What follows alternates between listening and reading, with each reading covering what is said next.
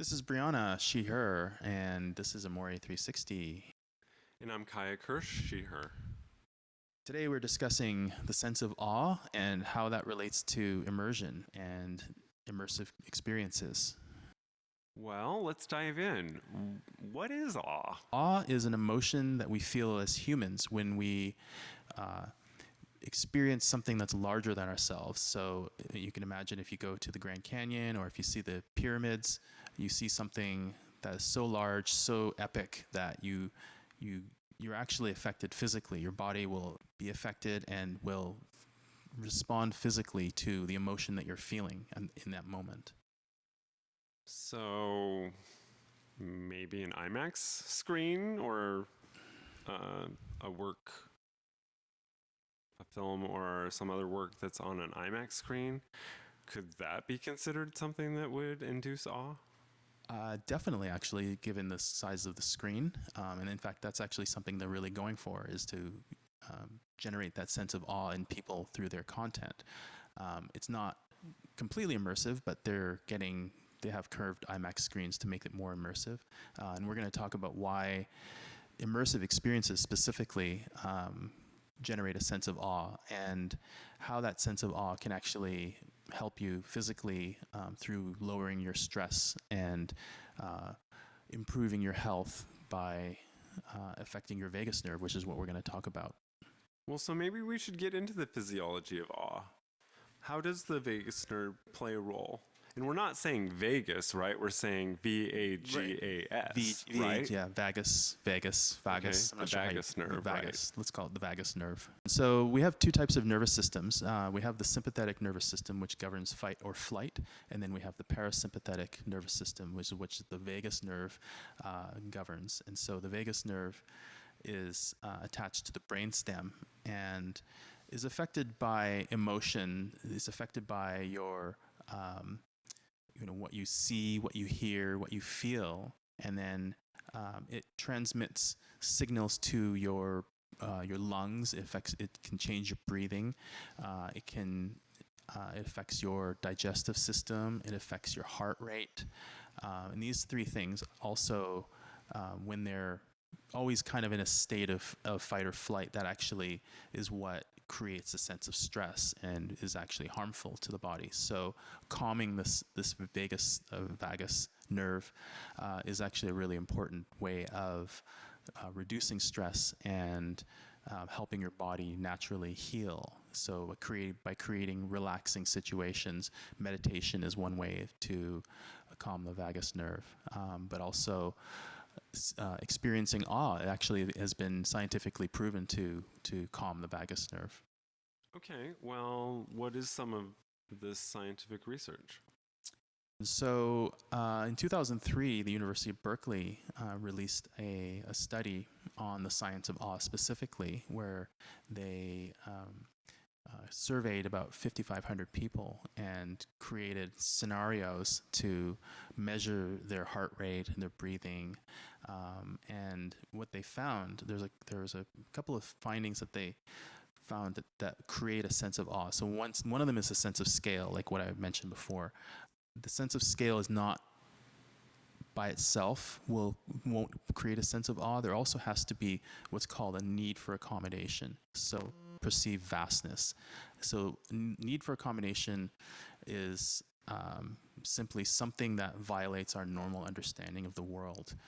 So if you see something or experience something that violates, that basically is so different that you have to almost restructure your brain in order to understand it. And then you add that to the perceived vastness, the sense of scale. Those two things will generate a sense of awe. It is something that we as immersive creators, we can use this understanding in our production of experiences. So we can, we have domes now that are like the Sphere in Las Vegas that are very large.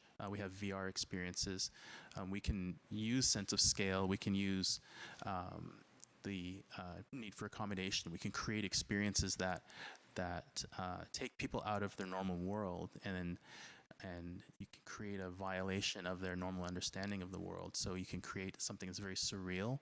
You can create something that's very different and very strange, and that will actually create a sense of awe. Yes.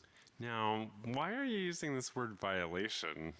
Is That's- that the word that the researchers That use? is something that they use, but scientifically they mean, something that is outside of our normal experience, that that is it's just so strange that it violates our normal understanding of the world. Yeah. Okay. Yeah. So it kind of disrupts our way of seeing. Yeah, it disrupts our way of thinking, and it causes us to rewire our way of thinking. So, which is very interesting. But then they also found that these experiences shift our consciousness and make us feel part of a greater whole. So what that does is that increases empathy, and immersive experiences have been found to be very important in order to create a sense of empathy, because basically when you put someone inside of a projection, or in VR, you put someone inside of a world that their brain interprets as being real, because when you create a system that breaks the periphery, so it basically comes around, it wraps around you, and it breaks the periphery.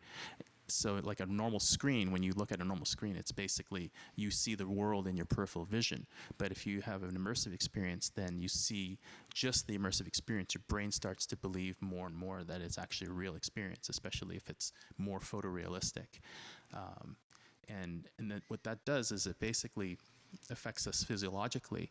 Our heart rate will actually change. We'll get goosebumps. We'll get chills. We may have emotional releases, like crying or laughing. Often happens when you have this sense of awe. And then the scientists have actually found that these experiences reduce the markers in the body for chronic inflammation. So this is a positive benefit for healing and wellness. So I'm hearing disruptive scale creates awe, and awe has the potential for having these actually like therapeutic. They're definitely beneficial. Definitely. They could be called therapeutic by medicine if they were put through clinical trials, I suppose. But we can still benefit from these even if they're not clinically approved, right? Exactly. They have, the University of Southern California actually has a whole department dedicated to studying this. There are definitely universities and researchers who are studying more and more the clinical aspects, the therapeutic aspects of VR experiences, XR experiences, which also includes augmented reality, virtual reality, and then what we talk about full dome, so dome experiences, which also, the benefit of a dome experience is you have a collective experience, and there's science has shown that people raise their oxytocin levels through collective experiences. I think you mean oxytocin, Oxytocin. not oxycontin. I always get the two confused. Yeah, no, that's a big difference. Oxytocin. Oxytocin, right. Yeah. So this is an emotion that this is a neurotransmitter that happens through contact with groups of people.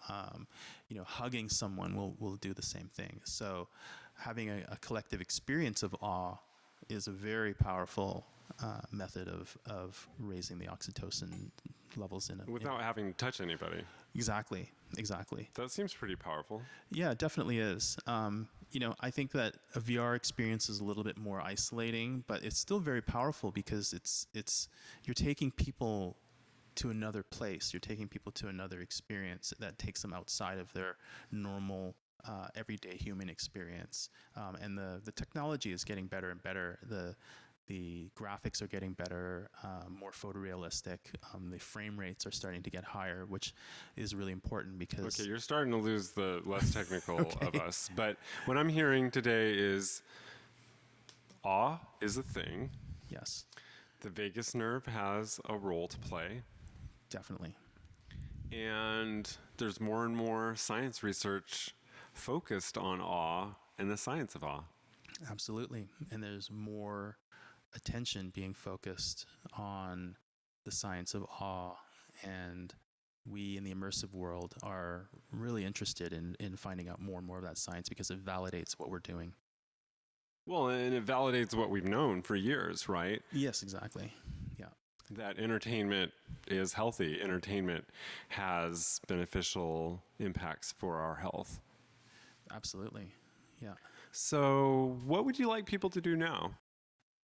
Check out Amore360.com, and we are podcasting and blogging all about immersive and talking about immersive and health and wellness. This was Kiya Kersh, she, her. Brianna Amore, she, her. And we're Amore360. Check out other how-to and what is that we have available. Have a great day.